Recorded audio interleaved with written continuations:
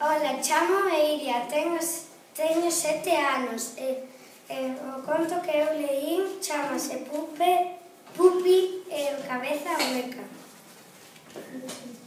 Trata sobre que lle tiraron cola á cabeza e lle pegaron cintas de papel para que dixera as palabras que eles querían que dixeran, pero ao final enterouse que non era caca de paloma, que era a cola, entón el botou a correr e despois atrapounos e castigounos.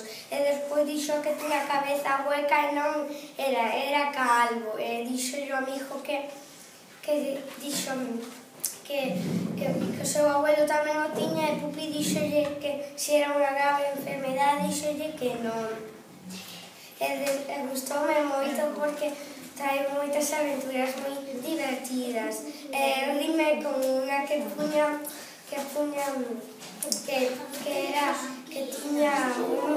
Pupi caíse de culo para decir cando lle castigaron. E xa acabei, chao.